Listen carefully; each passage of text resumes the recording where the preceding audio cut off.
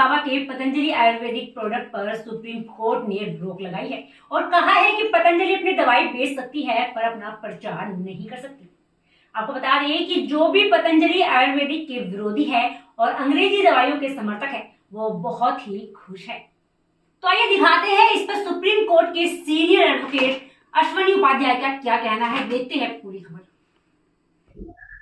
इस समय एलोपैथी के समर्थक और आयुर्वेद के विरोधी, योग के विरोधी, पतंजलि के विरोधी, रामदेव जी के विरोधी बड़े खुश हैं और खुश इस बात से हैं कि सुप्रीम कोर्ट ने पतंजलि को फटकार लगाई है कि आप जो बीमारियों का ठीक करने का दावा करते हैं इसका विज्ञापन देना बंद करें। सुप्रीम कोर्ट ने क्यों कहा यह बात?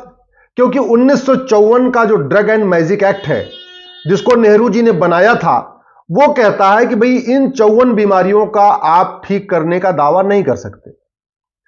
नेहरू जी ने वो कानून क्यों बनाया? क्योंकि 1940 में अंग्रेजों ने कानून बनाया था ड्रग एंड मैजिक एक्ट और अंग्रेज चाहते थे कि केवल एलोपैथी का प्रचार प्रसार हो, आयुर्वेद, योग, प्राणायाम, नेचुरोपैथी जो भारतीय चिकित्सा है वो नीचे दबी रहे, केवल जो विदेशी चिकित्सा है एलोपैथी वो ऊपर बढ़ती रहे। इसके लिए उन्होंने 1940 में कानून बनाया था।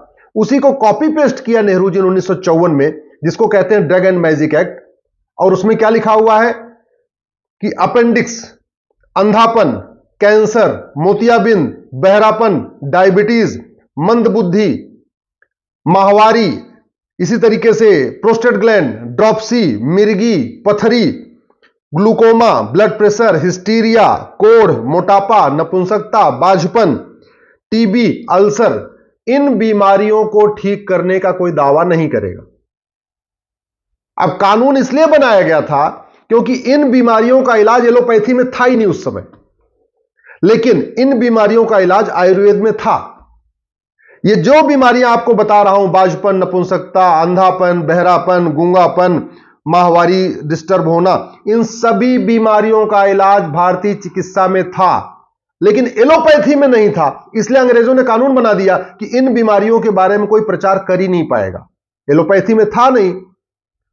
अंग्रेजों को पता था कि महर्षि चरक ने इन बीमारियों का इलाज लिखा हुआ है, महर्षि सुश्रुत इन बीमारियों का इलाज कर चुके हैं, महर्षि वाग्भट ने इन बीमारियों का इलाज बताया है, महर्षि सारंगधर ने इन बीमारियों का इलाज बताया है, महर्षि आचार्य भाव प्रकाश ने इन बीमारियों का इलाज बताया है, लेकिन उनके एलोपैथ में इन बीमारियों का इलाज नहीं था। इसलिए सीधे सीधे उन्होंने कानून बनाया कि इन बीमारियों का इलाज, ये जो लिस्ट आपको मैंने बताया है, इसके बारे में कोई प्रचार प्रसार नहीं कर पाएगा। क्योंकि नेहरू जी को भी भारतीय चिकित्सा पद्धति से नफरत थी, उनको तो पूरी भारतीयता से ही नफरत थी।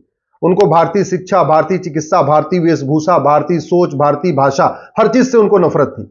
और नेहरू जी को हर विदेशी चीज पसंद थी, विदेशी स्टाइल का कपड़ा पहनना, विदेशों में कपड़ा धुलवाना। उनको तो भारत का धोबी भी नहीं पसंद था, वो तो कपड़ा भी विदेश में धुलवाते थे।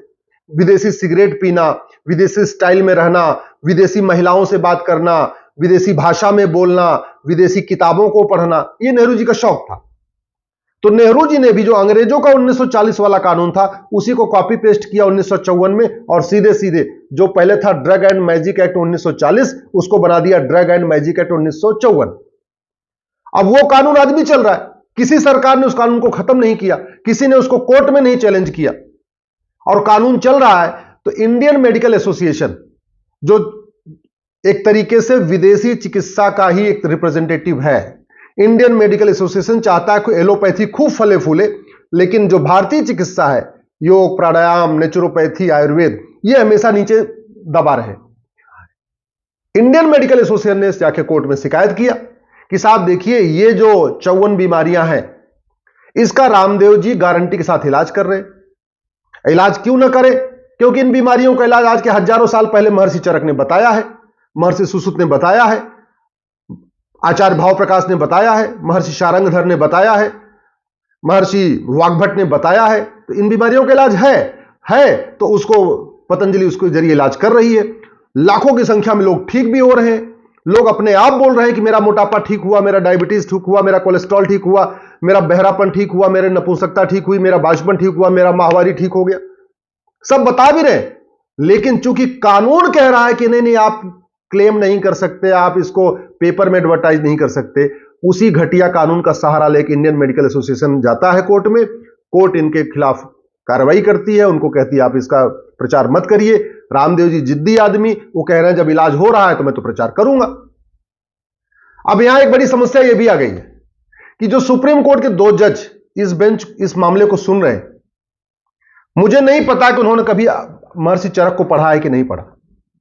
अगर सुप्रीम कोर्ट के जज चरक संहिता पढ़ ले, वाग्भट संहिता पढ़ ले, महर्षि भाव प्रकाश को पढ़ ले, महर्षि सुश्रुत को पढ़ ले, महर्षि पतंजलि को पढ़ ले, तो वो खुद भी कहेंगे कि भाई इन बीमारियों के इलाज तो लिखा हुआ है, तो फिर तो ये कानूनी घटिया है।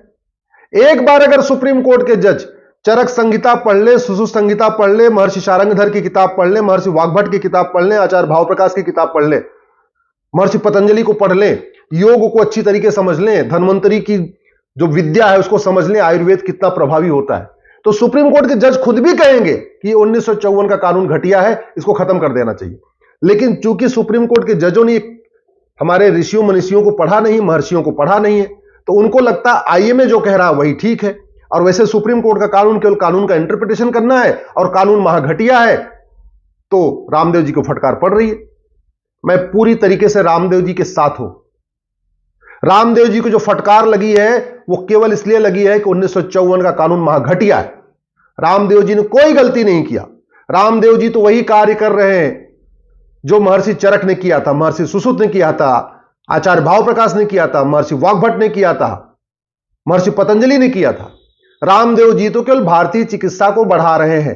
उनका केवल इतना ही दोष है कि वो भारतीय चिकित्सा को बढ़ा रहे हैं, भारतीय चिकित्सा व्यवस्था को घर घर पहुंचा रहे हैं, योग प्राणायाम आयुर्वेद को घर घर पहुंचा रहे हैं। उनकी इतनी गलती है, इसके अलावा उनकी कोई गलती नहीं। गलती है तो 1954 के महाघटिया कानून की।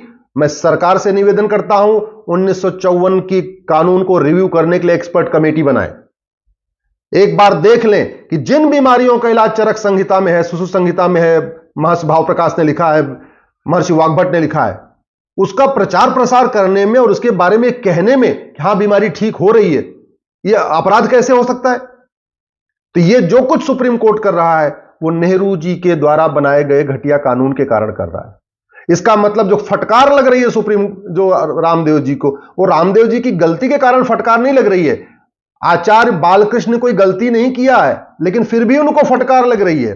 पतंजलि ने कोई गलत काम नहीं किया फिर भी उनको फटकार लग रही है। उसका 2 कारण है, कानून घटिया है और सुप्रीम कोर्ट के जजों को चरक संहिता नहीं आती, उन्होंने भाव प्रकाश संहिता नहीं पढ़ा है, उन्होंने वाग्भट संहिता नहीं पढ़ा है, उन्होंने माधवकर साहब की महर्षि माधवकर को नहीं पढ़ा है, उन्होंने भारतीय चिकित्सा कितनी गहरी है कितनी गूढ़ है उसको समझा नहीं है। अरे हमारे खुद पिताजी का घुटना खराब हो गया था और हमने एम्स में दिखाया, बोले घुटना बदलना पड़ेगा। हमने राम मनोहर लोहिया में दिखाया, बोला घुटना बदलना पड़ेगा। हमने एक और बड़े प्राइवेट हॉस्पिटल में दिखाया, बोले घुटना बदलना पड़ेगा। मैं अपने पिताजी को ले गया, पतंजलि ले गया, 10 दिन के अंदर घुटना फिट हो गया, घुटना भी सही हो गया, कमर भी ठीक हो गया, उनके बैकबोन में पेन थी वो भी सब सही हो गया।